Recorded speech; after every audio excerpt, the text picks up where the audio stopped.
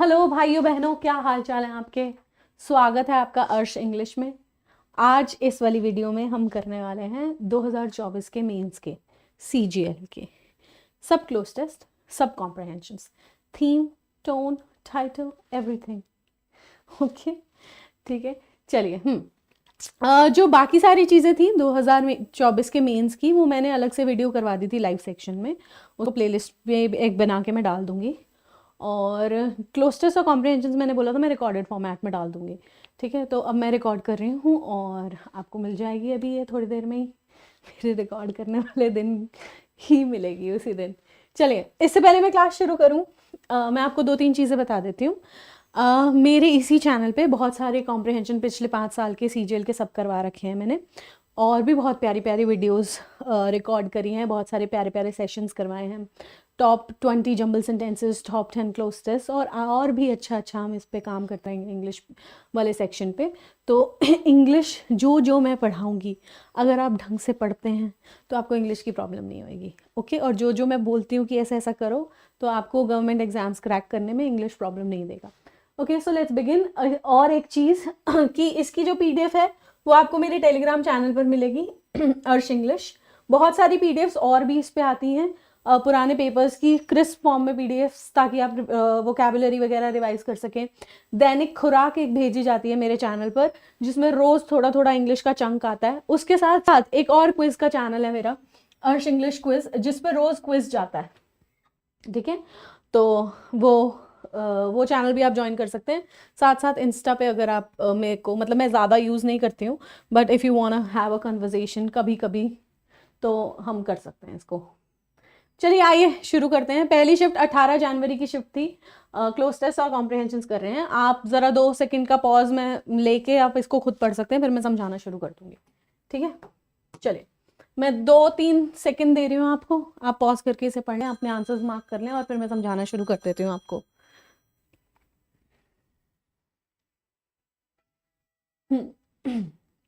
Okay, तो ये वाला जो क्लोज टेस्ट है हमारे पास क्लाइमेट चेंज के बारे में बात कर रहा है, और कैसा कैसा नेशंस को कोऑपरेशन करना चाहिए या नहीं करना चाहिए, ये बात कर रहा है। तो ये हमारा 18 तारीख वाली शिफ्ट में आया था। देखो क्या कह रहा है, climate change an imminent threat to our planet. ठीक है, इमिनेंट, जिससे आप बच नहीं सकते हो ना, ये होना ही है, ये ऐसा थ्रेट है, पोजेस एक ऐसा थ्रेट जो हो, मतलब एक थ्रेट ऐसा जो होएगा ही होएगा।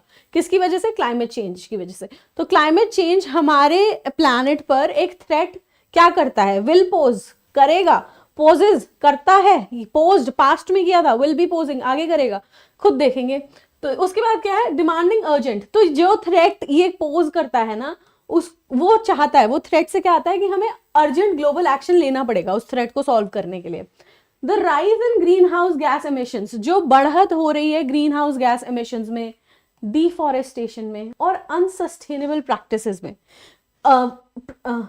या सो हम जो धरती पर ग्रीन हाउस गैस की बढ़त कर रहे हैं, उनके एमिशंस की, डिफॉरेस्टेशन की बढ़त कर रहे हैं, अनसस्टेनेबल प्रैक्टिसेस की बढ़त कर रहे हैं, ये सारी चीजें ना कंट्रीब्यूट करती हैं एक्सट्रीम क्लाइमेट वेदर्स को, है ना। उससे क्या होता है कि आपके सी लेवल्स बढ़ते हैं, इकोसिस्टम में डिसरप्शंस होती हैं, खराब होता है इकोसिस्टम।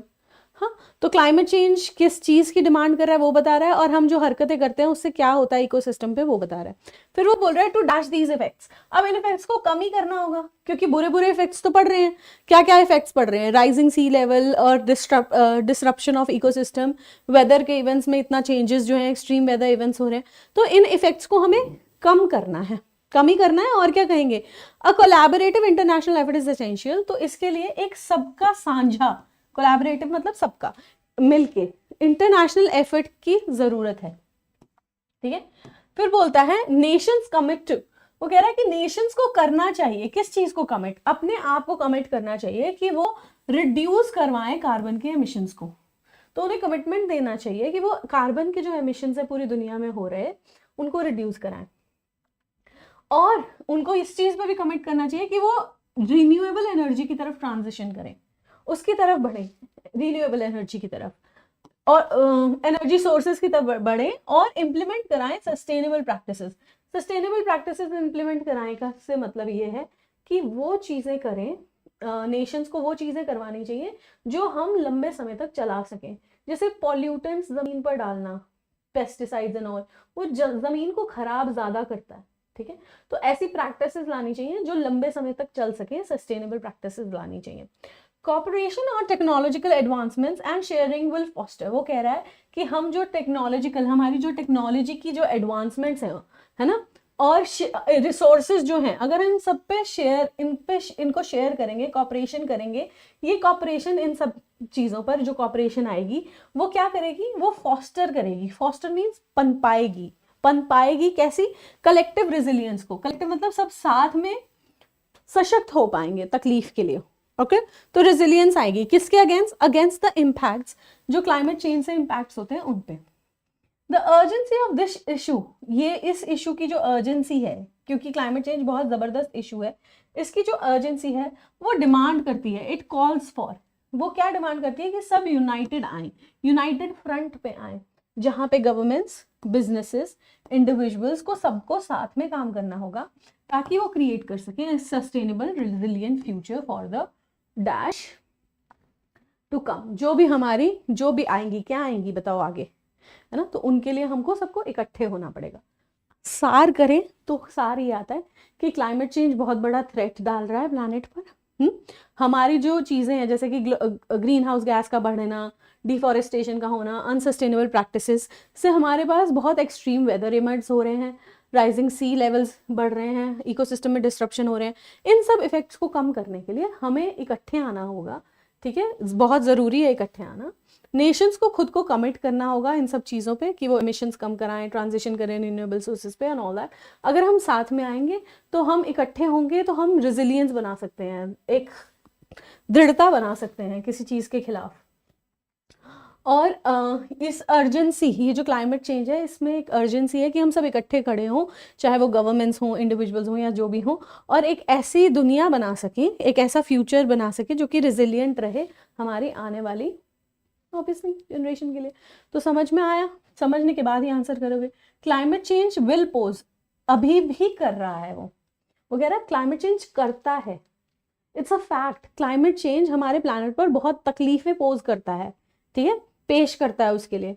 सो पोस्ट पास्ट नहीं आएगा, विल भी आगे फ्यूचर में जाके नहीं करेगा, करता है वो।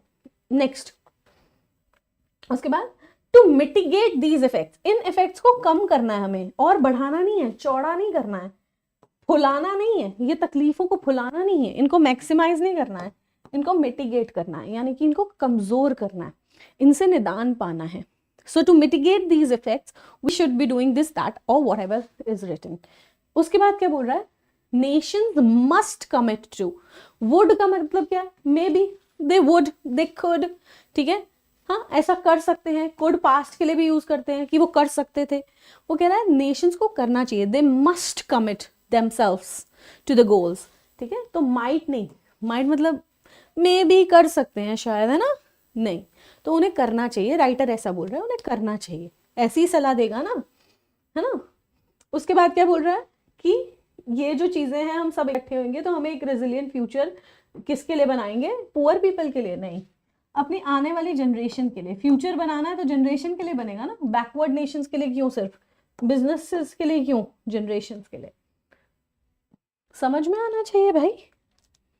आइए अब नेक्स्ट वाला में कुछ क्लोज टेस्ट भी है और पूरा पैराग्राफ भी है। इसमें कई सारे बच्चों को दिक्कत हुई थी, इनको लगा कि यार एक क्वेश्चन गलत है, इसमें गलत नहीं था, मैं अभी समझाऊंगी। और इसमें कुछ क्वेश्चन भी पूछे हैं, पहले तो 2 ब्लैंक्स भरने हैं और फिर कुछ क्वेश्चन पूछे। वो बोल रहा है कि इसी पीछे वाले पैसेज के हिसाब से क्लैरियन कॉल का क्या मतलब है, ठीक है, क्लैरियन कॉल का क्या मतलब है ये उसने पूछा। और उसने पूछा सिनोनिम बताएं इनहेरेंट का। अब आप 5 सेकंड ले लें, पढ़ लें इन्हें पॉज करके और फिर मैं समझाती हूँ।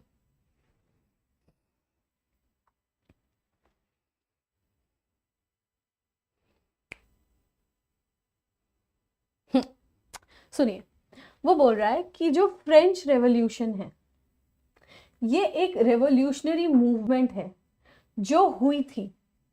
रेवोल्यूशन मतलब पूरा भर के चेंज, किसी चीज में एकदम से चेंज हो जाए वो रेवोल्यूशन कहलाता है।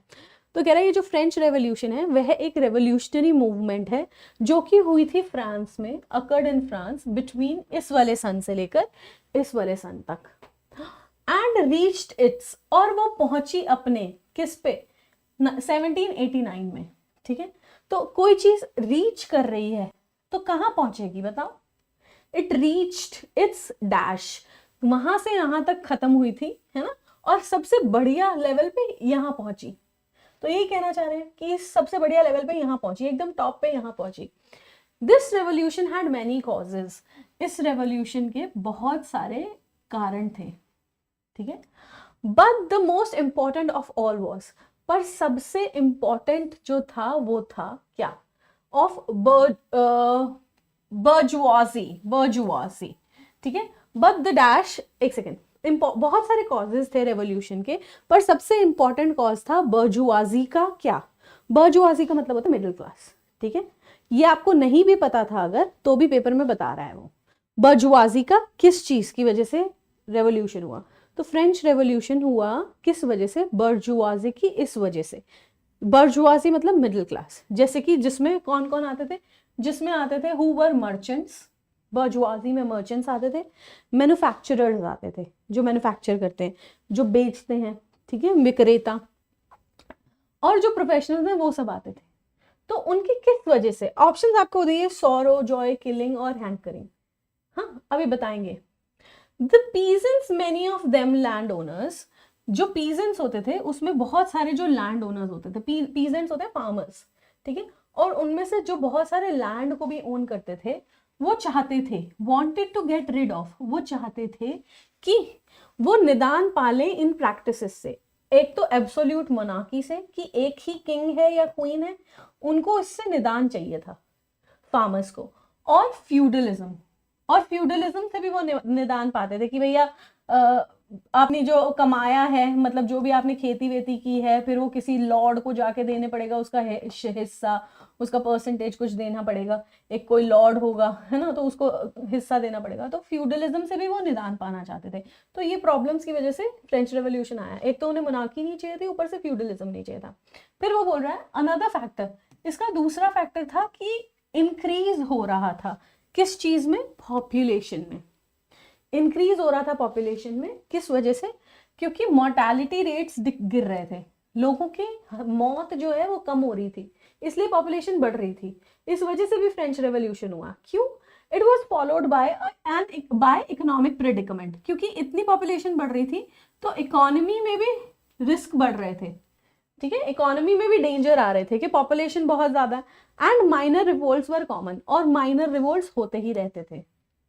This led to a clarion call for social reforms, और ये सब वजह से, एक तो उनको यहाँ से फ्रीडम चाहिए थे मोनार्की और फ्यूडलिज्म से, ऊपर से पॉपुलेशन बढ़ रही थी, इकोनॉमी में डेंजर्स आ रहे थे, तो फिर इसके लिए एक गुहार, क्लैरियन कॉल मतलब एक नारा टाइप का लगा कि हमें सोशल रिफॉर्म्स चाहिए। क्लैरियन होता है ना एक ऐसी तूतनी जिसको बोलते हैं, ऐसी कि जैसे कुछ शुरू होने वाला है, ऐसी ऐसी होती है, और इसको इसमें फूंक मार के फिर ऐसा लगता है पू पू, ऐसा। तो एक तो क्लैरियन कॉल हुई किस चीज की, सोशल रिफॉर्म्स की। इंटेलेक्चुअल्स जैसे कि Rene Descartes wrote about new things, तो इन रिफॉर्म्स के दौरान इंटेलेक्चुअल, समझदार बुद्धिजीवी ने बहुत सारी, जैसे कि रेने दिकार्ट, बहुत सारी नई चीज़ें लिखी उन्होंने, जैसे कि पॉलिटिकल इश्यूज पे, सोशल या इकोनॉमिक मैटर्स पे बहुत सारी चीज़ें लिखी।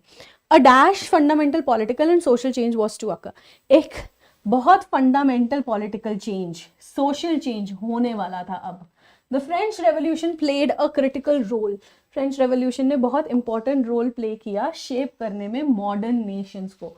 इंडिया, वर्ल्ड के जो अब मॉडर्न नेशन है उसमें बहुत बड़ा रोल फ्रेंच रेवोल्यूशन का था।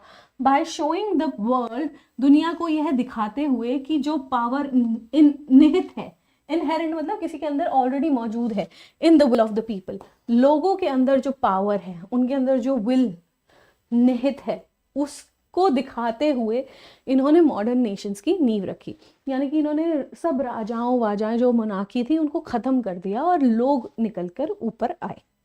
तो यहाँ पे आपको फ्रेंच रेवोल्यूशन के बारे में कब शुरू हुआ, किस वजह से हुआ, हाँ, कैसे लोग थे, इंटेलेक्चुअल्स कैसे थे, उन्होंने क्या क्या रिफॉर्म्स के बारे में लिखा उसमें, और कैसे फ्रेंच रेवोल्यूशन बाकी सब मॉडर्न नेशंस के लिए इम्पॉर्टेंट निकल के आया, ये बताया गया।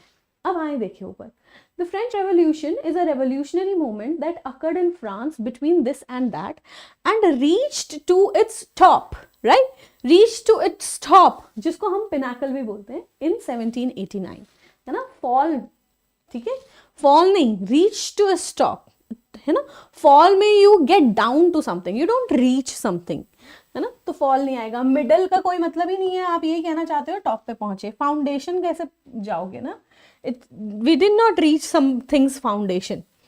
तो अगला है, इसके कॉजेज में से एक था बर्जुआजी, यानी मिडिल क्लास की, क्या, मिडिल क्लास की किलिंग, किलिंग का दूर दूर तक नाता नहीं है यहाँ, तो बल्कि पॉपुलेशन बढ़ रही थी, आप देखें यहाँ कि पॉपुलेशन बढ़ रही थी, increase in population and increase in population.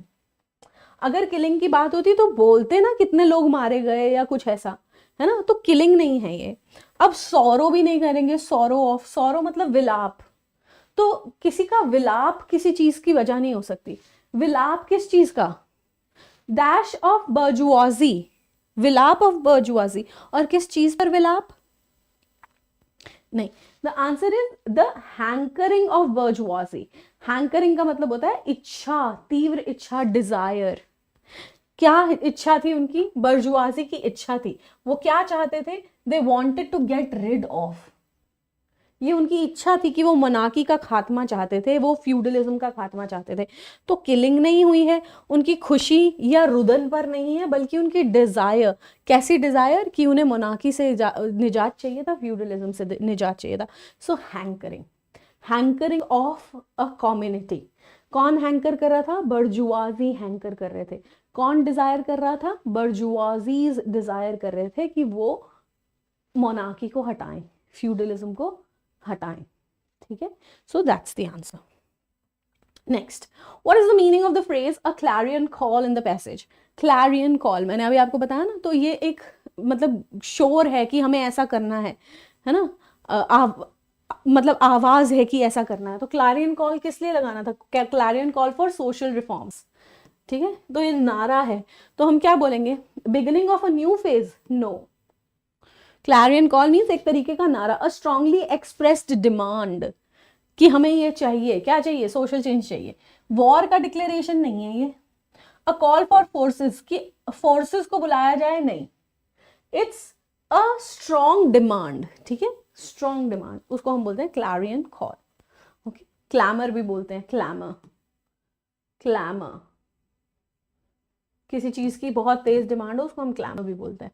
Next, select the most appropriate synonym of the word inherent, ठीक है, द इनहेरेंट विल करके पीछे लिखा था, the inherent will, inherent, the power inherent in the will of the people, तो inherent मतलब उनके अंदर जज्ब, उनके अंदर मौजूद, नेचुरली मौजूद, इनहेरेंट का मतलब होता है अंदर जो हो, जज्ब हो, ठीक है, सो आर्टिफिशियल नहीं है, इंसाइटेड मतलब उकसाई हुई, बोरोड मतलब किसी से उधार ली गई, नहीं, उनके अंदर ऑलरेडी जज्ब है, वो निहित है, सो दैट इज इनहेरेंट।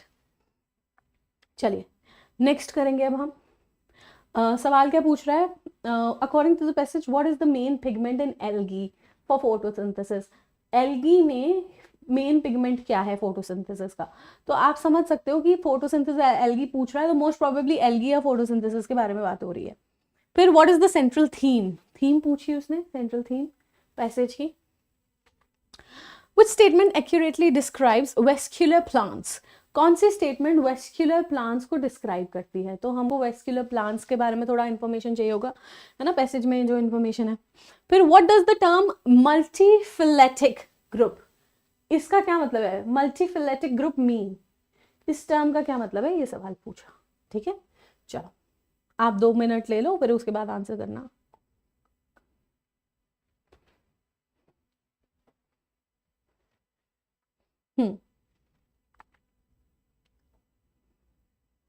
चलिए,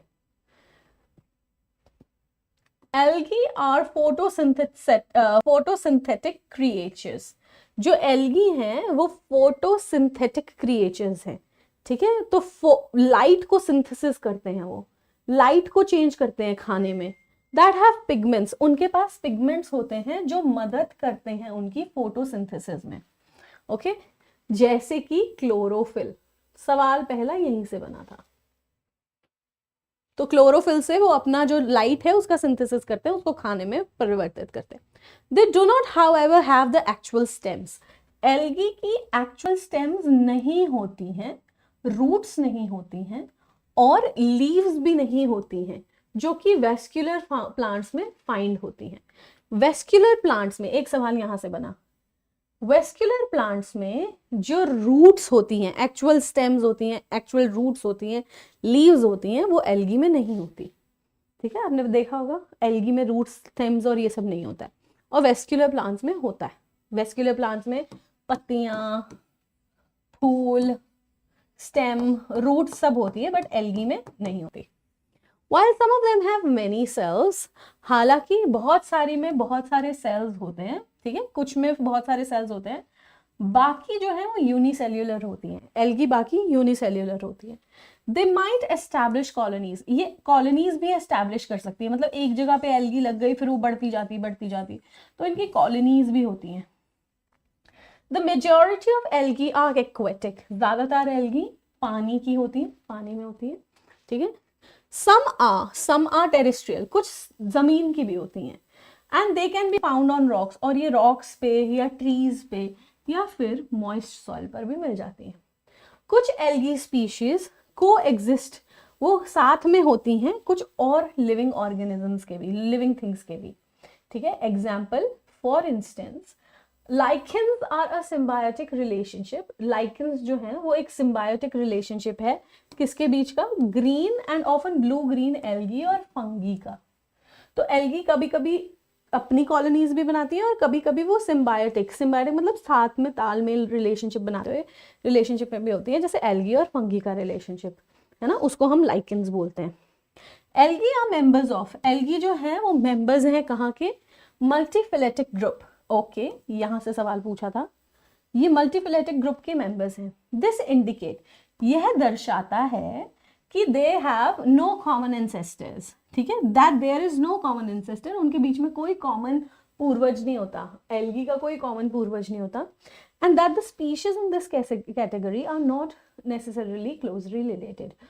इस कैटेगरी में जो स्पीशीज हैं, जो भी स्पीशीज है वो साथ में रिलेटेड नहीं होती, नेसेसरिटी, कोई नेसेसिटी नहीं है कि वो साथ में रिलेटेड हो इसकी स्पीशीज एल्गी की।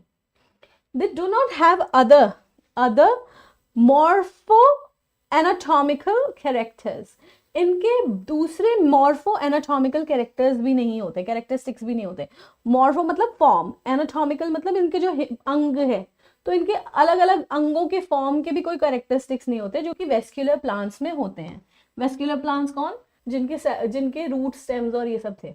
But they do have one thing in common, पर इनकी एक चीज कॉमन होती है, they are eukaryotes with the principal pigment being chlorophyll, कि ये इनमें एल्गी में एक चीज कॉमन है कि ये यूकैरियोट्स हैं, यानी कि इनके अंदर न्यूक्लियस होता है जो कि बाउंड होता है एक मेम्ब्रेन से, ठीक है, और इनके अंदर क्लोरोफिल होती है। तो एल्गी में एक चीज ये कॉमन है।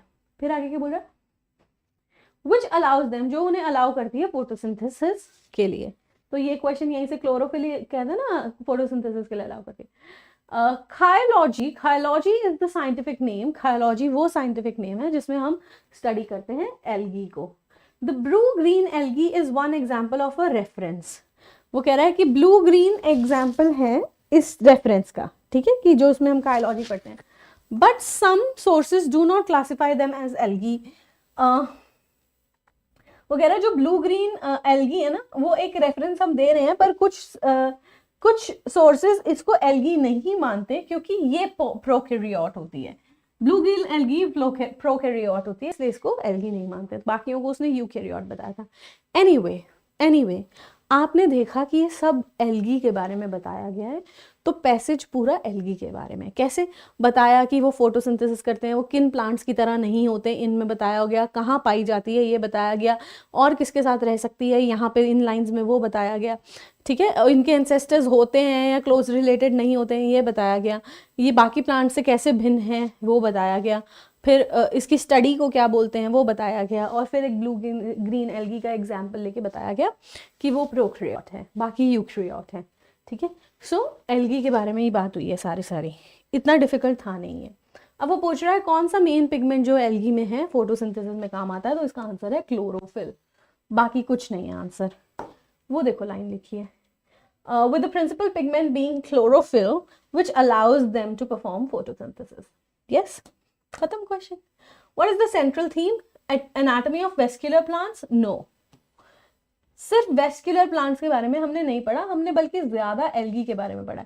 The prokaryotic nature of blue green algae, ये आखिरी की इकलौती लाइन थी।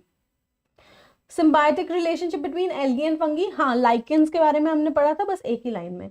हमारा आंसर है डाइवर्सिटी, एल्गी के कैरेक्टरिस्टिक्स और डाइवर्सिटी, पूरा उसके ऊपर ही पढ़ा है। कोई डाउट?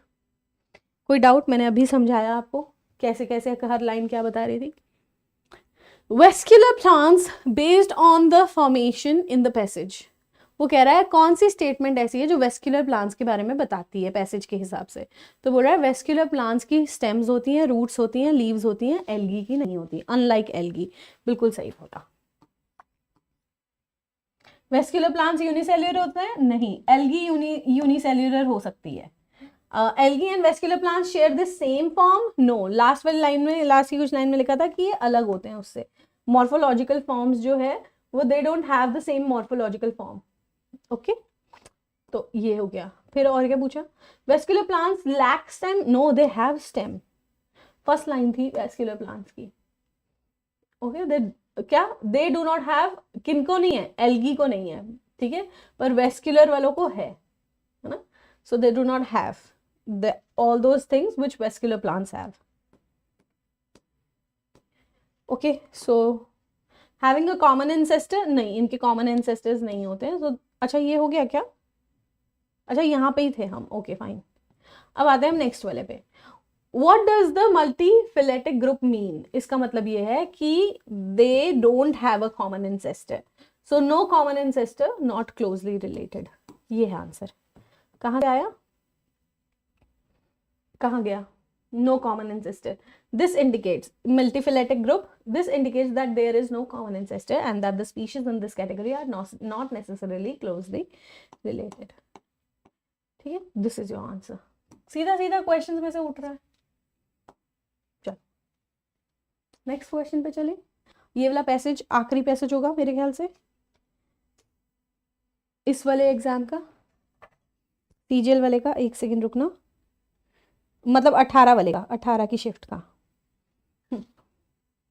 आइए देखते हैं ये आखिरी है कि इसके बाद है और नहीं, फिर नेक्स्ट शिफ्ट आएगी।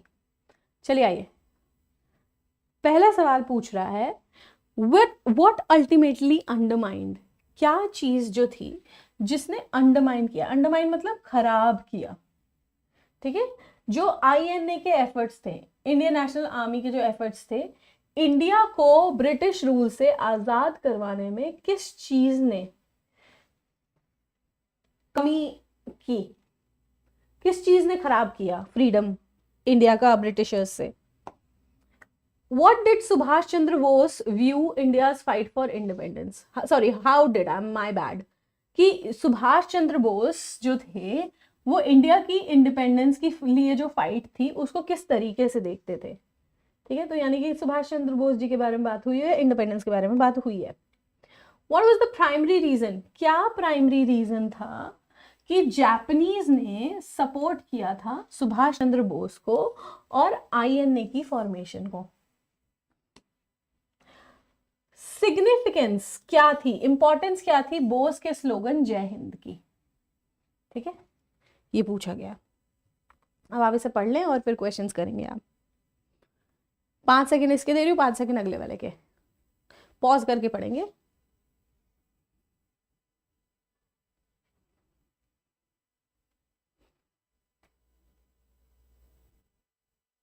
फिर क्वेश्चंस आप आराम से करेंगे, वो भी आपको दिख गए होंगे।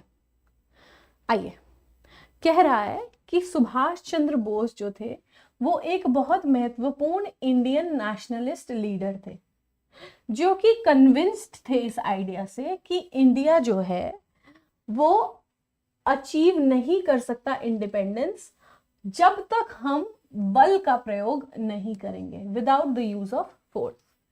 एंड ही बिलीव्ड, और उन्होंने ये बात बिलीव की कि मिलिट्री कैंपेन जो है वो जरूरी है अचीव करने के लिए गोल्स को। उनका यह मानना था कि मिलिट्री कैंपेन बहुत जरूरी है अगर हम इंडिया को फ्रीडम दिलाना चाहते हैं। 1942 में बोस ने फॉर्म किया क्या, इंडियन नेशनल आर्मी उन्होंने फॉर्म की 1942 में जापानीज की मदद से। वो जापान गए इस सन में ताकि वो सपोर्ट ले सके स्ट्रगल के अंदर ब्रिटिश रूल के खिलाफ इंडिया में। जापानीज जो थे वो इंटरेस्टेड थे बोस की मदद करने में, क्योंकि उनके खुद के एफर्ट्स लगाने थे उन्हें एक्सपैंड करने में अपने इन्फ्लुएंस को। वो अपना इन्फ्लुएंस एक्सपैंड करना चाहते थे जापानीज साउथ ईस्ट एशिया में, इसलिए वो तैयार थे इनकी मदद करने को। क्यों तैयार थे मदद करने को? क्योंकि वो अपना इन्फ्लुएंस बढ़ाना चाहते थे साउथ ईस्ट एशिया में। बोस का विजन यह था कि वो एक मिलिट्री फोर्स क्रिएट करेंगे जो कि फाइट करेगी ब्रिटिशर्स के खिलाफ इंडिया में। किसकी मदद से? जापानीज वेपन्स की मदद से और उनकी ट्रेनिंग की मदद से। आईएनए जो फॉर्म हुई वो सिंगापुर में फॉर्म हुई इस टाइम पे। क्या स्लोगन था उनका? जय हिंद, विक्ट्री टू इंडिया। जय हिंद, इंडिया को विजय। द आईएनए कंसिस्टेड, आईएनए किससे बनी हुई थी? सोल्जर्स जो कि प्राइमरली इंडियन कम्युनिटी के थे। और कहाँ? साउथ ईस्ट एशिया में। जो भी Indian community south East Asia में थी उनके सोल्जर्स आईएनए में थे। दे वर ट्रेन्ड बाय, वो ट्रेन किसके द्वारा हो रहे थे? जापानीज के द्वारा, जापानीज ऑफिसर्स के द्वारा।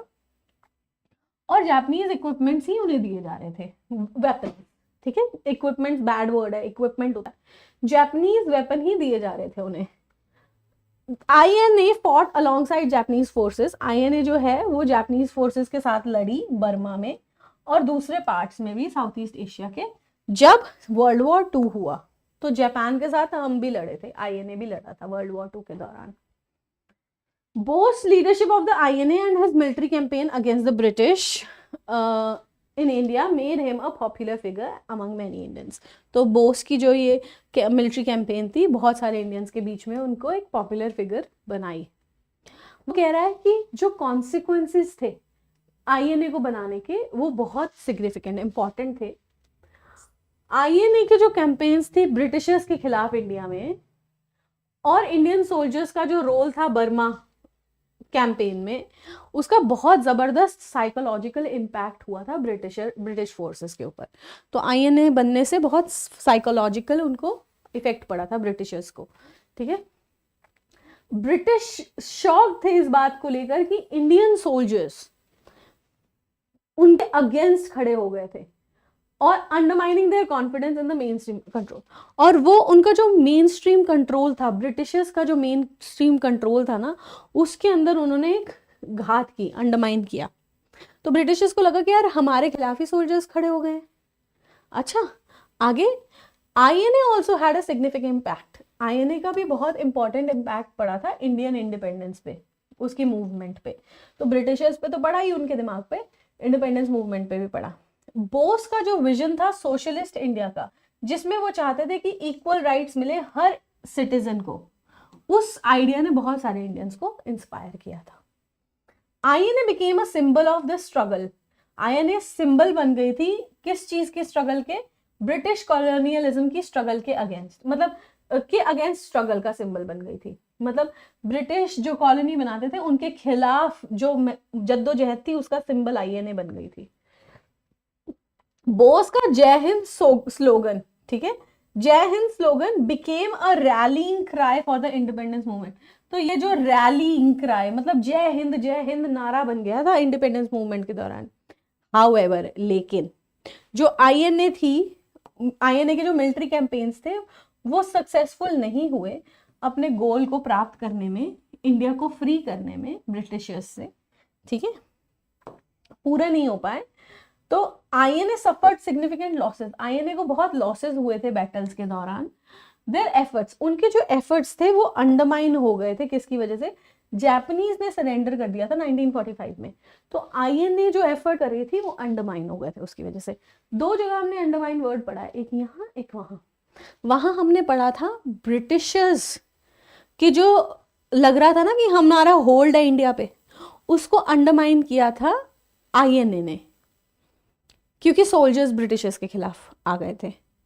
पर आईएनए का एफर्ट कैसे अंडरमाइन हुआ कि जापानीज ने अपना सपोर्ट ही मतलब गिव अप कर दिया था। सेकेंड वर्ल्ड वॉर में जापानीज गिव अप कर गए थे ना, उन्होंने सरेंडर कर दिया था, तो इस वजह से आईएनए का सपोर्ट भी खत्म हो गया। ठीक है, तो हमसे पूछा गया था आईएनए का सपोर्ट क्यों खत्म हुआ, हमसे ये नहीं पूछा गया था कि ब्रिटिशर्स का कॉन्फिडेंस क्यों कम हुआ। ओके, चलिए क्वेश्चन में पूछा जाएगा यही सवाल। वो कह रहा है व्हाट अल्टीमेटली अंडरमाइंड आईएनए के एफर्ट को किसने अंडरमाइन किया, कि जापान के सरेंडर ने आईएनए के फोर्स को अंडरमाइन किया। ठीक है, और ये लाइन हमने आखिरी में पढ़ी है। हाँ, so and their efforts were undermined by the Japanese surrender इन 1945, और उसके तुरंत बाद ये क्वेश्चन लगा हुआ था, कईयों के शिफ्ट में कहीं और लगा होगा, है ना। इंडिया या ब्रिटिश पीपल से सपोर्ट नहीं मिला था, गांधी जी की डेथ के बारे में तो कुछ बात ही नहीं हुई, इंफीरियर मिलिट्री टैक्टिक्स थे ब्रिटिश फोर्सेस के, नहीं। ठीक है, how did Subhash Chandra Bose view India fight for independence, उन्होंने कैसे देखा था इंडिया की फाइट को इंडिपेंडेंस के लिए, पॉलिटिकल नेगोशिएशंस नहीं, उन्होंने मिलिट्री कैंपेन ही शुरू की थी, इकोनॉमिक सैंक्शंस लगाएंगे नहीं, नॉन वायलेंट मीन्स नहीं। ठीक है, मिलिट्री कैंपेन लगानी थी उन्होंने, और ये लाइन आपकी एग्जैक्ट ऊपर पैसेज से उठाई हुई है।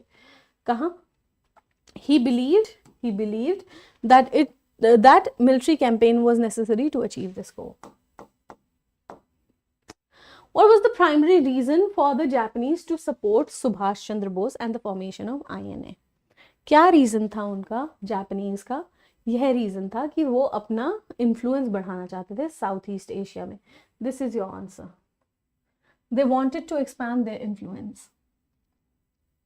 कम्युनिस्ट इंडिया बनाना चाहते थे, वो बोस के आइडिया में बिलीव करते थे, एलाइज ढूंढ रहे थे वो ब्रिटिश एम्पायर के अगेंस्ट, वो बिलीव करते थे इंडिया के राइट टू सेल्फ डिटर्मिनेशन को ना। ये रहा आंसर, किधर आंसर, एग्जैक्ट आंसर, या। So the Japanese were interested in having Bose help in their own efforts to expand their influence in Southeast Asia. Okay? वो बोस की मदद इसलिए ले रहे थे क्योंकि उन्हें साउथ एशिया में एक्सपेंशन चाहिए था। Next, what was the significance of Bose slogan in Jai Hind, उनके जय हिंद स्लोगन का क्या सिग्निफिकेंस था? It manifest the vision of selected communities, क्या वो कुछ चुनिंदा कम्युनिटीज का जो विचारधारी थी उसको डिनोट करता था? नहीं। Represents Bose idea of capitalist India, नहीं, उनको सोशलिस्ट इंडिया चाहिए था, कैपिटलिस्ट इंडिया नहीं चाहिए था। It was a call to arms for, arms के लिए कॉल थी ब्रिटिश इंडिया और ब्रिटिश आर्मी और इंडियन आर्मी के लिए, नहीं। It symbolize the struggle against British colonialism. ठीक है, ब्रिटिश कॉलोनियलिज्म के खिलाफ जो स्ट्रगल थी उसका सिंबल बना था ये वाला जय हिंद का नारा, और ये हमने कहाँ भी देखा, हमने यहाँ पे भी देखा।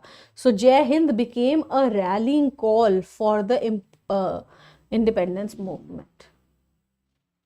ओके, तो हमने सब देख लिए। तो हम ना 18 तारीख को, एक तो हमें ये वाला पैसेज आया सुभाष चंद्र बोस जी पे आया, एक पैसेज हमें एल्गी पे आया था, ठीक है, साइंटिफिक काइंड ऑफ पैसेज। एक पैसेज हमें आया था ये रशियन रेवोल्यूशन पे, और सॉरी फ्रेंच रेवोल्यूशन पे, और एक हमें क्लाइमेट चेंज। अब हमारे हैं 20 तारीख की शिफ्ट पर। ठीक है, चलो तुम लोग को ये सेशन को लाइक करना है और शेयर करना है। Okay, when you will push me further I will do a lot for you, trust मी।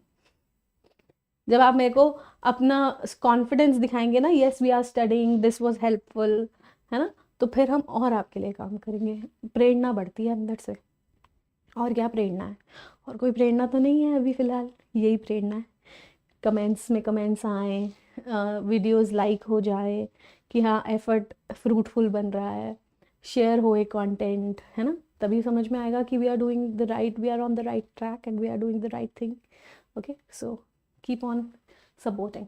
चलो आ जाओ, अब 20 जनवरी को शुरू कर रहे हैं. इसमें भी हमें एक क्लोज टेंस दिखेगा, 3 कॉम्प्रिहेंशन. जिसकी वीडियो खत्म हो जाए वो कमेंट सेक्शन में जरूर लिखे कि I have finished it. I will be very happy to see the comments. चलिए आइए, read this. I am giving you 5 seconds. Pause, read, then I will make you explain.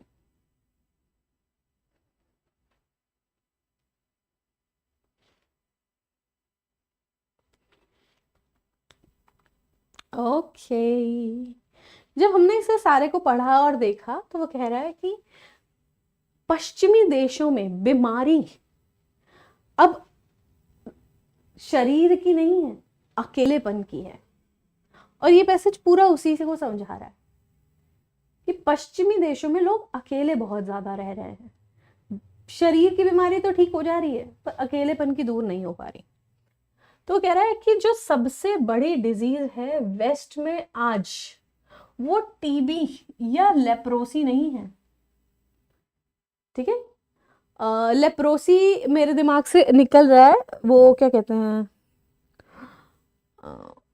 अपने यहाँ क्या बोलते हैं, कुब्बड़ हो जाते हैं उससे. वर्ड बिल्कुल भूल रहा है दिमाग से ना. और पूरा हाथ पैर में फूल जाता है, जैसे छाले वाले हो जाते हैं. और वो लेप्रोसी की बीमारी होती है, दिमाग से उतर रही है बिल्कुल. ठीक है, तो टीबी और लेप्रोसी नहीं है, इट इज बीइंग अनवांटेड. बीमारी जो है वो ये है कि आप अनवांटेड हो, वहां पे अनलव्ड हो, आपको कोई प्रेम ही नहीं करता और ना ही आपकी कोई परवाह करता. You are uncared for. Okay, we can cure dash diseases. हम इन डिजीजेस को तो क्योर कर सकते हैं. ठीक है, हम इन डिजीजेस को तो क्योर कर सकते हैं मेडिसिन से. किन डिजीजेस को बताओ, किन डिजीजेस को मेडिसिन से क्योर कर सकते हैं. But the only cure for loneliness, लेकिन इकलौता क्योर अकेलेपन का, होपलेसनेस का, डिस्पेयर मतलब सैडनेस का, होपलेसनेस का, वो इकलौता क्योर है लव. ठीक है, आगे. There are many in the world, बहुत सारे लोग हैं दुनिया में जो for a piece of bread, एक ब्रेड के टुकड़े के लिए ये हो रहे हैं. But there are many more, पर ऐसे बहुत सारे हैं. थोड़े लोग हैं दुनिया में, देयर आर मेनी, बहुत सारे लोग हैं दुनिया में जो ब्रेड के टुकड़े के लिए ये हो रहे हैं, पर बहुत ज्यादा है, उससे ज्यादा है जो मर रहे हैं प्यार की चाहत में. ठीक है, dying for a little love. The poverty in the west is a different kind of poverty. जो गरीबी वेस्ट पश्चिमी देशों में है वो एक अलग तरीके की गरीबी है. It's not only a poverty of, वो सिर्फ इसी चीज की गरीबी नहीं है. किस चीज की गरीबी, बल्कि यह एक ऐसी गरीबी भी है. कैसी गरीबी, there is a hunger for affection. एक भूख है कि थोड़ी सी अफेक्शन मिले, थोड़ा सा प्यार मिल जाए. As there is hunger for God, जैसे ईश्वर के लिए हंगर है ना, वैसे ही प्यार के लिए भी हंगर है. ईश्वर मिले उसकी भूख कि ईश्वर मिल जाए हमें, और वैसे ही प्यार की भूख भी है. आइए अब पढ़ते हैं. The greatest disease in the West today is not TB और लेप्रोसी. ठीक है, it is being unaffected, unwanted, unloved and uncared for. We can cure physical diseases. ठीक है, हम मैस्कुलिन मतलब आदमी से रिलेटेड, महिला या पुरुष से रिलेटेड की बात नहीं कर रहे. हम कह रहे हैं शारीरिक बीमारियां तो ठीक कर सकते हैं, ढीठ बीमारियां नहीं, शारीरिक बीमारियां. क्योंकि टीबी लेप्रोसी ये शारीरिक बीमारी है. वो कह रहे हैं मन की नहीं हो सकती है, उसके लिए प्यार चाहिए. रेडिकल है या नहीं है, रेडिकल मतलब जो बहुत कंजर्वेटिव सोच रखता हो, जड़ से रिलेटेड टू जड़ है ना, कंजर्वेटिस्ट है ना, रूल्स वगैरह, तो वो रेडिकल. तो physical diseases we can cure but not that of these without love. ठीक है, then there are many in the world who are dying for a piece of bread. देखो यहाँ डाइंग है ना, पैरेललिज्म भी देख सकते हैं हम. इग्नोरिंग, खाने ब्रेड के टुकड़े के लिए इग्नोर नहीं कर रहे हैं, मर रहे हैं उसके लिए. निग्लेक्ट नहीं कर रहे हैं किसी को, किसी की बेइज्जती नहीं कर रहे हैं, डिसरिगार्ड नहीं कर रहे हैं. They are dying for a piece of bread. Then the poverty in the west is a different kind of poverty. It is not only a poverty of not only a poverty of loneliness, ठीक है, loneliness देखो, abundance का मतलब है प्रचुर मात्रा में होना, लैविशनेस का भी वही मतलब है, और सेम मतलब प्रोफ्यूजन का भी है, बहुत मात्रा में होना। तो जिनका तीनों का सेम मतलब है वो तो आंसर होंगे नहीं, same same same meaning loneliness, और हम देख भी रहे हैं लोनलीनेस की बात हो रही है। तो it is a different kind of poverty, not only of loneliness but also of spirituality. क्यों पता लगा स्पिरिचुअलिटी? क्योंकि गॉड की भी बात हुई है वहां पे। तो कोविटनेस होती, कोविटस कोविटस कोविटस कोविटस होता है किसी की चीज से जलन होना और ये होना कि काश मेरे पास हो, मैं ले लूं इससे, मैं हथिया लूं वो चीज। तो वो जलन ईर्ष्या वाली भावना को हम कोविटस बोलते हैं, ठीक है। ये पॉवर्टी सिर्फ अकेलेपन की नहीं बल्कि स्पिरिचुअलिटी की है। जैसे प्यार चाहिए वैसे ईश्वर, जैसे ईश्वर चाहिए वैसे प्यार भी चाहिए होता है। एजुकेशन की बात नहीं कर रहे, मटीरियलिस्टिक नहीं, मटीरियलिस्टिक मतलब जो मटीरियल चीज़ें हैं, उसकी गरीबी नहीं है वेस्ट में, बहुत है लोगों के पास मटीरियलिस्टिक चीज़ें, ठीक। चलो नेक्स्ट क्वेश्चन, ओवरऑल टोन पूछ रहा है पैसेज, टोन पूछ रहा है। Central theme of the passage describing, क्या सेंट्रल थीम है पैसेज की जो डिस्क्राइब कर रही है एक्सट्रैक्शन को, निकालने को, किसको? इंडिगो, नील की जो डाई है उसका जो प्रोसेस है निकालने का, ठीक है, इंडिगो वाले प्लांट से, इंडिगोफेरा प्लांट से, उसमें क्या सेंट्रल थीम यहाँ पे दर्शाई गई है? ओके तो यानी कि नील की कुछ बात है यहाँ। Select the most appropriate synonym, impurities का सिनोनिम चाहिए, यानी वो क्या पूछी गई, मैंने आपको पहले भी कहा था कॉम्प्रिहेंशन में वो क्या पूछी जाएगी। In the extraction process described, जो एक्सट्रैक्शन प्रोसेस डिस्क्राइब किया गया है, व्हाट इज द पर्पस, उसमें क्या पर्पस है अलाउ करने का पानी को और फाइन सेडिमेंट को, ठीक है, at the bottom of the tank to settle for a day, कि एक दिन तक वो सेटल करें, उसका क्या पर्पस है पानी और उन सेडिमेंट्स को। तो इंडिगो से रिलेटेड कुछ है वो दिख ही रहा है हमें क्वेश्चन से, करें पढ़ें।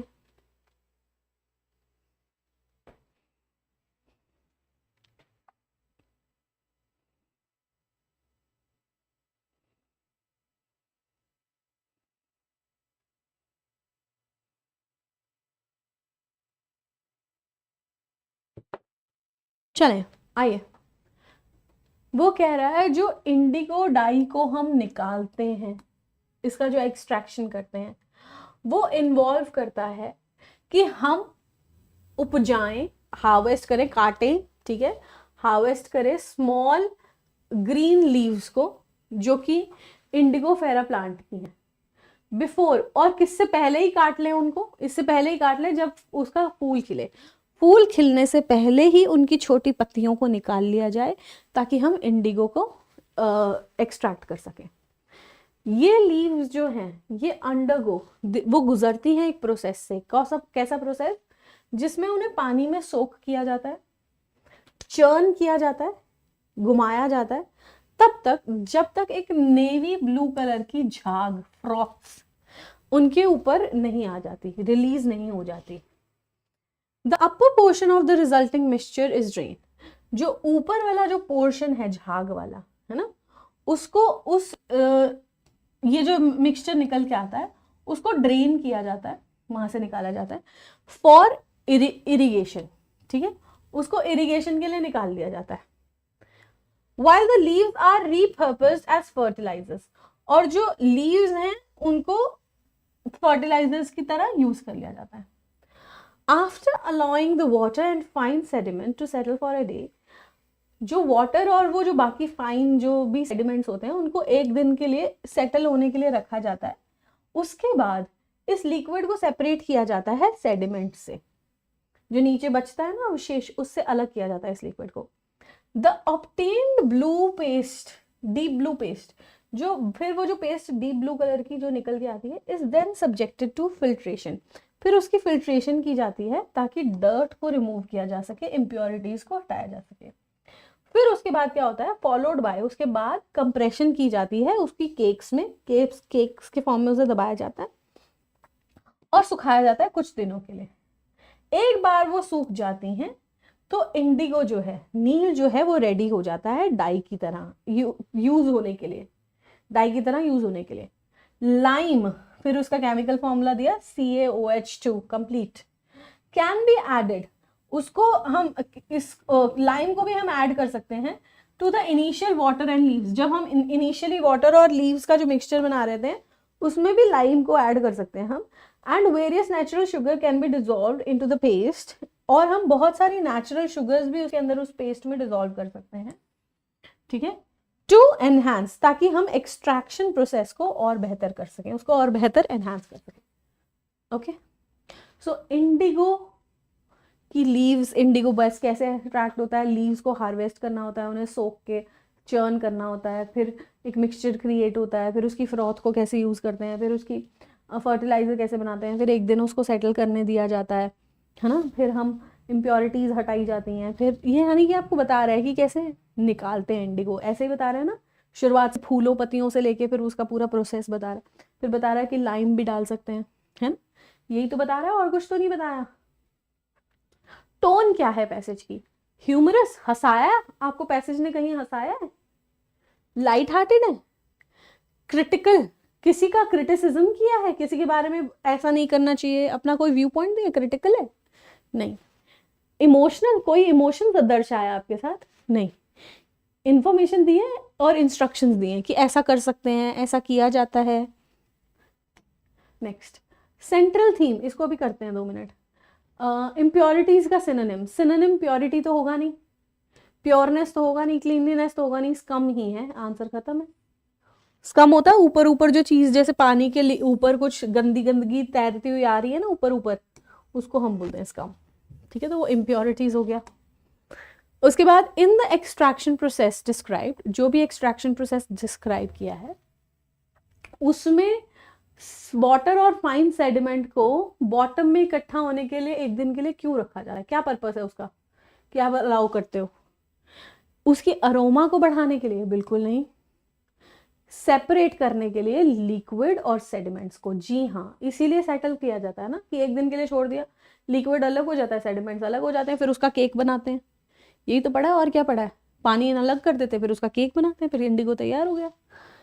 क्रिएट अ यूनिक टेक्सचर, नहीं नहीं, यूनिक टेक्सचर नहीं बनाना है, to promote the growth of additional indigo, अच्छा, मतलब उसमें इंडिगो की लीव्स वो हो जाएंगी तैयार, मतलब ग्रोथ होएगी उनकी, कैसी फालतू बात है, वो मिक्सचर जो बनाया गया है उसको सेटल करने के लिए रखते हैं, settle for a day, the liquid is separated from the sediment, खत्म, कोई दिक्कत ही नहीं है।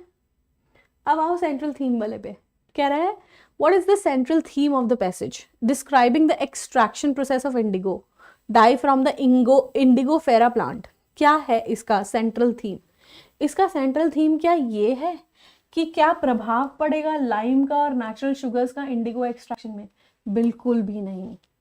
सेंट्रल थीम होता है जिसके ऊपर पूरी चीजें लिखी गई हो, ये पूरा पैसेज किस लिए, वेरियस यूजेस पे लिखा जाता, तो कहाँ इंडिगो यूज होती है वो बताते। कल्टीवेशन एंड ग्रोथ साइकिल, अगर आपको कल्टीवेशन एंड ग्रोथ साइकिल बताते प्लांट की, तो आपको बताते कि किस समय पे इसको ग्रो करना चाहिए, क्या खाद देनी चाहिए, कब इसमें फूल खिलता है, कब इसको काटा जाता है, कितने महीनों में ये तैयार होता है, ये प्रोसेस दिखाया गया था कि इंडिगो की लीव से इंडिगो को कैसे प्रोसेस करते हैं और उसकी हार्वेस्टिंग क्या है सारा, तो उसको काट के और ये सारा कैसे उसको इंडिगो को प्रोसेस करते हैं। सो दैट इज द आंसर, बाकी सब बकवास है, दिस इज योर आंसर,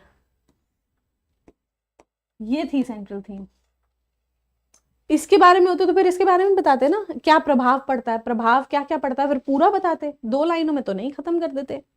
उसके यूजेस के बारे में तो कहीं बताया ही नहीं है, कहाँ यूज होता है ये, है ना, एक जगह शायद बताया हो तो बताया हो 1 लाइन में, डाई की तरह यूज होता है, हाँ, फिर इसकी ग्रोथ साइकिल के बारे में तो नहीं बताया। चलो अब आप आ जाओ इसके ऊपर, ये देखो सवाल क्या पूछ रहा है, विच स्किल, कौन सा स्किल यूज होता है, मतलब आप देख लो सवाल, कौन सा स्किल यूज होता है रीडर के द्वारा जब उसे एनालाइज करनी होती है इंफॉर्मेशन, खुद से देखो सवाल।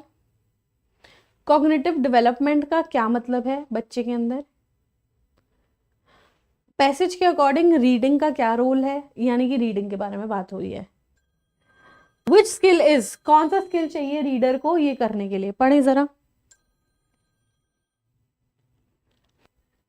इंफॉर्मेशन के लिए, गैदर करने के लिए कौन सा स्किल चाहिए, प्रॉब्लम को रिजॉल्व करने के लिए, पढ़िए आप।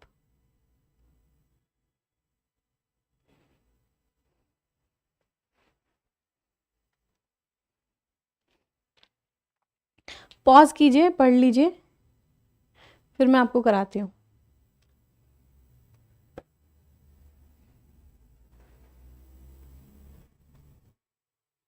आइए, वो कह रहा है कि पढ़ना एक इम्पॉर्टेंट कम्युनिकेशन स्किल है जिसके बहुत सारे बेनिफिट्स होते हैं एंड इट हैज ग्रेट, और इसका बहुत अच्छा प्रभाव पड़ता है एक जीवन पर, इंसान के।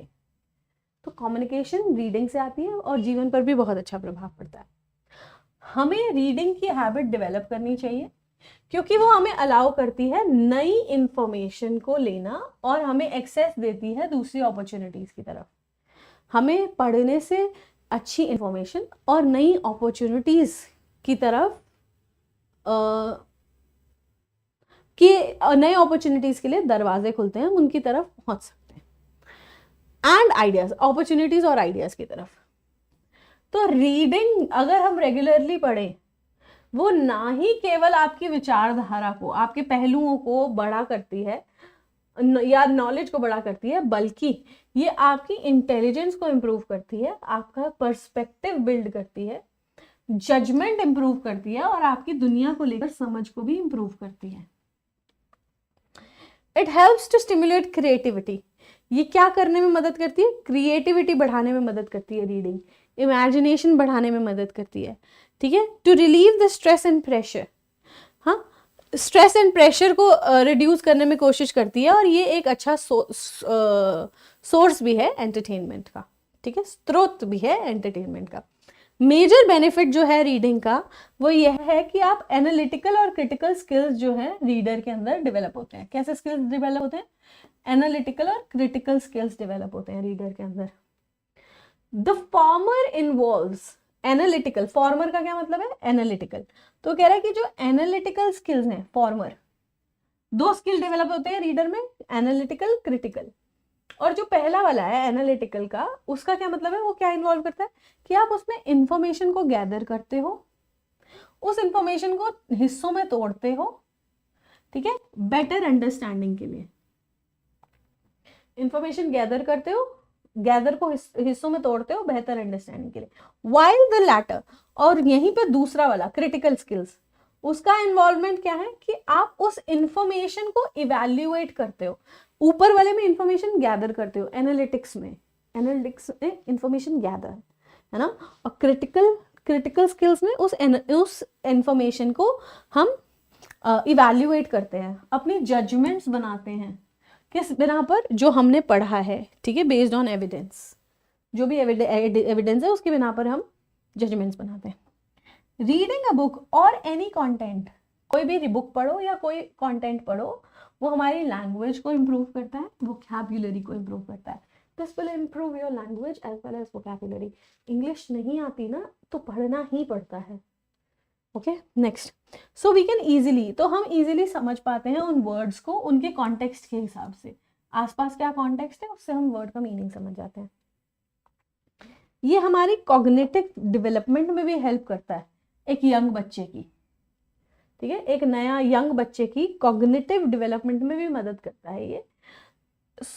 इसीलिए प्राइमरी लेवल पर बच्चे को लिखना कम, पढ़ना ज्यादा सिखाया जाता है। More involve in reading rather than writing. Primary level पर एक बच्चा रीडिंग में ज्यादा इन्वॉल्व होता है, राइटिंग में कम, इसलिए रीडिंग इज इम्पॉर्टेंट।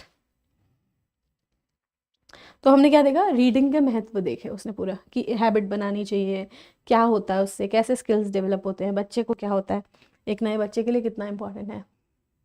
अब वो बोल रहा है इसमें से कौन सा स्किल रीडर में आता है जब वो इवैल्यूएट करता है, when he evaluates the information and makes judgement evidence के ऊपर। एविडेंस के ऊपर जब वो जजमेंट बनाता है, इवैल्यूएट करता है चीज़ों को, तो क्रिटिकल स्किल आता है। क्रिटिकल स्किल एग्जैक्ट लिखा हुआ है ना, किधर गया लैटर वाला,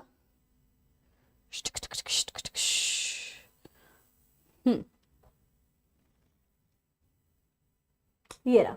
While the latter involves evaluating the same information and making judgments based on the evidence which you are given, तो वो critical skill है. ठीक है, जब जजमेंट बनाते हो आप क्रिटिकल स्किल पर बनाते हो. कॉग्निटिव डेवलपमेंट से क्या मतलब है? कॉग्निटिव मतलब समझ पाना, कॉग्निशन, रिकॉग्नाइज, है ना, दिमाग से करते हैं ना, रिकॉग्नाइज, रिकॉग्निशन, कॉग्निटिव. तो इसका मतलब है मेंटल डेवलपमेंट. तो इसमें टेक्निकल डेवलपमेंट नहीं है, सोशल डेवलपमेंट या एनवायरमेंटल डेवलपमेंट नहीं है, it's mental development, cognitive development. Passage के हिसाब से रीडिंग का क्या रोल है? बॉडी को स्ट्रेंथ करता है? नहीं. इंफॉर्मेशन शेयर नहीं करनी? नहीं. एनवायरमेंट को हेल्दी बनाता है रीडिंग? नहीं. It gives you information to learn and gives you that opportunity to make use of. बिल्कुल एग्जैक्ट वर्ड्स पैसेज में लिखे हुए हैं. कहाँ? It allows develop a reading habit as it allows to learn new information and gives us access to wide range of opportunities and ideas. सब वहीं लिखा होता है, आदत आनी चाहिए पढ़ने की बस. Which skill is used? Reader कौन सा स्किल इस्तेमाल करता है? जब वो इंफॉर्मेशन को गैदर करता है और उसे लॉजिकल पैटर्न में ब्रेक डाउन करता है प्रॉब्लम को सॉल्व करने के लिए, तो वो स्किल है एनालिटिकल स्किल. एग्जैक्ट पैसेज में लिखा है.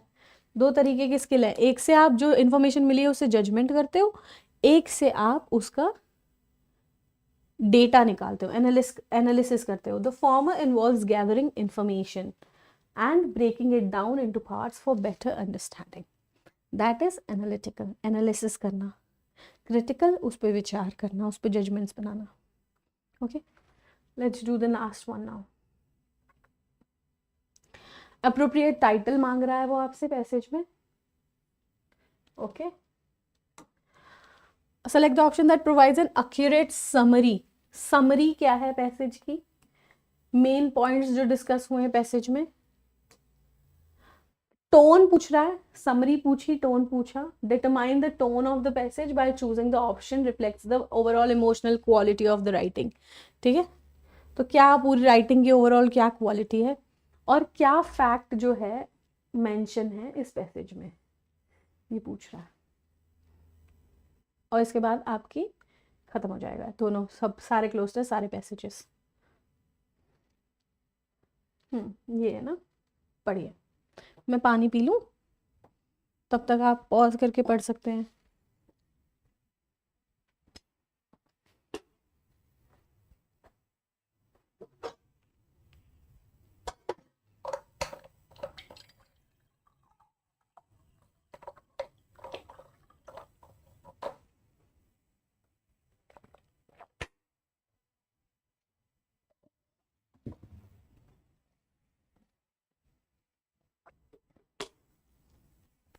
हाँ जी,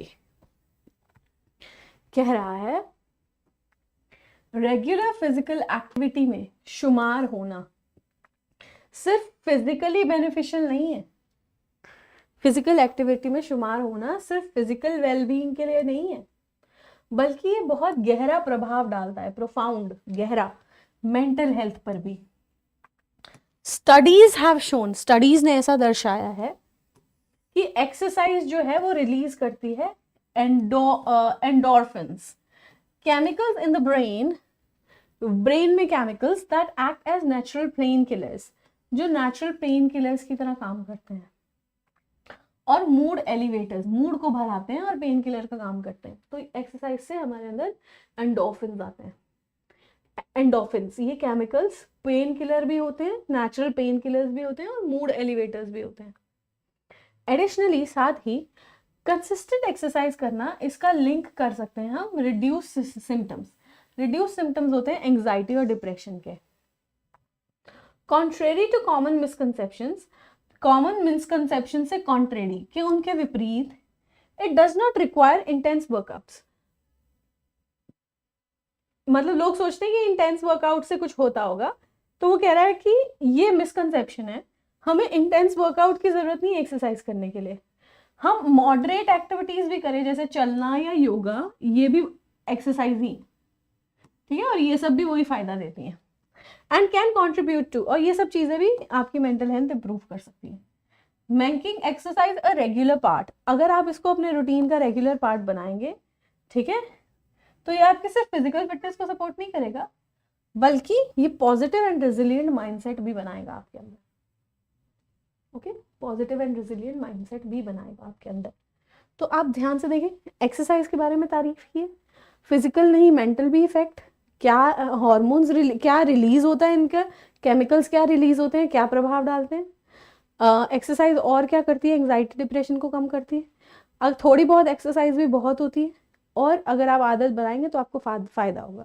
सारा एक्सरसाइज के बारे में, उसके पॉजिटिव बेनिफिट्स के बारे में, पॉजिटिव सब बेनिफिट्स के बारे में सब कुछ, ठीक है। सो आ जाओ, select the most appropriate title. Exercise के ऊपर है, डाइट के ऊपर नहीं है, हटा दो इसको। टेक्नोलॉजी, टेक्नोलॉजी का दूर दूर तक नाम ही नहीं है, हटाओ इसे, ठीक है। मेडिटेशन का दूर दूर तक नाम ही नहीं है, हटाओ, आंसर आ गया। Importance of regular physical activities, इसको बाद में करेंगे। टोन कैसी थी, क्रिटिकल, किसी के बारे में कोई क्रिटिसिज्म नहीं किया, ठीक है, ड्रामा नहीं किया, किसी को हंसाया नहीं है, इंफॉर्मेटिव टोन है, बता रहा है एक्सरसाइज के क्या क्या फायदे हैं, क्या हार्मोन्स रिलीज होते हैं, वो केमिकल्स रिलीज होते हैं, है ना, तो ये इंफॉर्मेशन ही दी जा रही है। नेक्स्ट, लास्ट वाले क्वेश्चन को लास्ट में ही खत्म करेंगे। चलो, select the option that provides an accurate summary. Summary क्या है, the passage discusses the negative effects of technology. ये कैसी बात हुई, कोई बात हुई ऐसी। देन एक्सरसाइज सिर्फ फिजिकल हेल्थ को देती है, मेंटल हेल्थ पे कोई ध्यान नहीं होता, गलत। पहली लाइन ही यही थी कि मेंटली भी हेल्प करती है, एंग्जाइटी डिप्रेशन भी हटाती है। एक्सरसाइज में इंटेंस वर्कआउट चाहिए नहीं, उसने बोला आप वॉकिंग करो, योगा करो तो भी चलेगा।